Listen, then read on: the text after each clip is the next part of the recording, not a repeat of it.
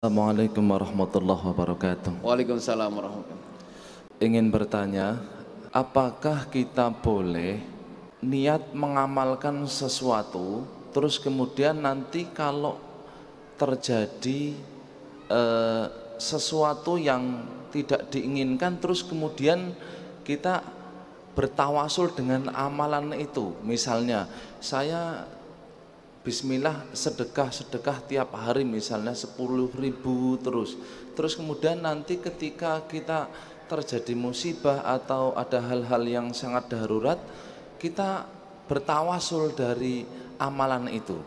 Yang kedua, apakah setelah nantinya kita bertawasul dari amalan kita sebelumnya, kita juga mendapatkan pahala di akhirat nanti gitu? Baik, terima kasih ya.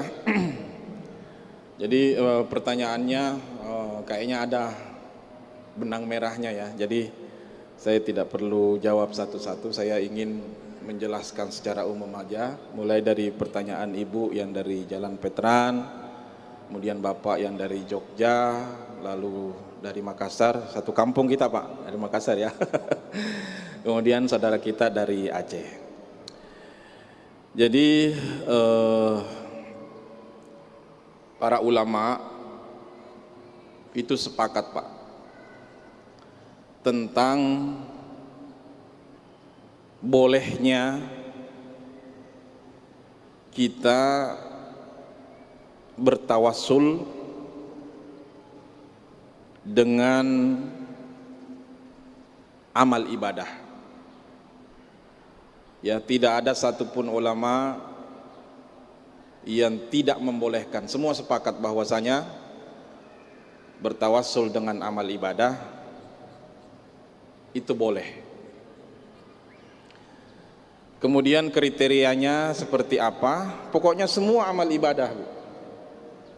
Seperti yang saya contohkan tadi ini, sholat kita di Masjid Istiqlal sekarang ini, itu boleh kita jadikan tawassul. Kemudian amal-amal kita yang lain ya, yang benar-benar kita kerjakan dengan niat ikhlas lillahi ta'ala. Dan kalau seandainya kita bertawassul dengan salat subuh yang kita lakukan pada pagi hari tadi, selain kita dapat amalan dari salat subuh kita itu Pak yang dari Jogja, kita juga mendapatkan amalan dari bertawassul itu. Jadi dua, jadi amalan salat subuhnya itu tetap ada, tetap kita terima nanti, dihitung sebagai amal ibadah yang akan memperberat timbangan pahala kita di hari akhirat nanti. Jadi saya rasa seperti itu. Kemudian yang dari Aceh ya orang tuanya jauh atau orang tuanya ya tidak ada, bisa dilakukan dengan cara-cara yang lain ya.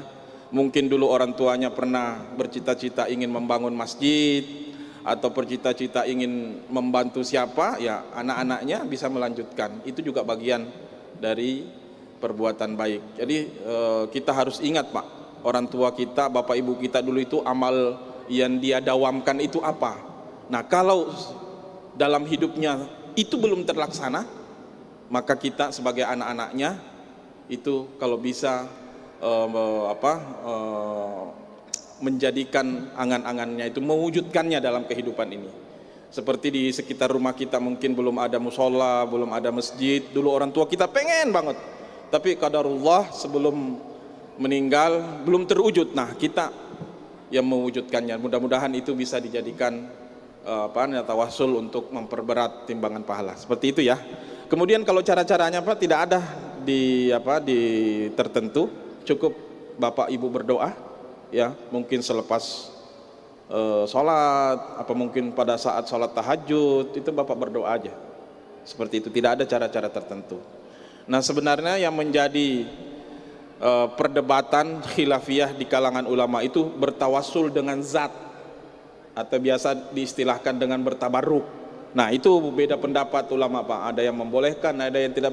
Tapi kalau bertawassul dengan amal ibadah, dengan amal soleh, semua ulama sepakat membolehkannya. Nah kalau bertabarruk, bertawassul dengan zat, itu pun juga sebenarnya sebagian besar ulama itu membolehkan. Seperti pernah Khalid ibn Walid kalau nggak salah itu Pak, itu pernah menyimpan rambut Rasulullah di pecinya, rambut Pak. Jadi Rasulullah itu kalau cukur, potong rambut, itu rambutnya itu jadi rebutan para sahabat Pak. Suatu ketika Khalid ibn Walid itu Pak, karena kemana-mana pada saat perang, itu rambut Rasulullah itu diselipkan di di pecinya, di topinya dia. Pada saat perang tidak pernah ada perang yang dikomandoi oleh Khalid bin Walid pasti menang. Pada satu saat topinya itu jatuh Pak, yang ada rambut Rasulullah jatuh, dicari, orang heran, kenapa kamu cari? Di situ ada rambut Rasulullah, dan itu dibenarkan Pak. Bukan karena rambutnya, karena cintanya kepada Rasulullah, dan cinta kepada Rasulullah itu adalah amal soleh, iya kan? Nah, itu kira-kira gambaran. Tapi ada juga ulama yang tidak membolehkan hal itu. Saya rasa cukup demikian Pak ya, Pak Mul, waktunya sudah, mohon maaf, ini jawabannya singkat. Kalau seandainya masih kurang puas, kita boleh nanti Bapak Ibu datang ke kantor kami ya, ruang di bawah, mungkin ada mau berdiskusi atau ingin apa namanya itu, apa istilahnya, apa sih, konsultasi ya, kami di bagian peribadatan Pak, meskipun hari tanggal merah itu tetap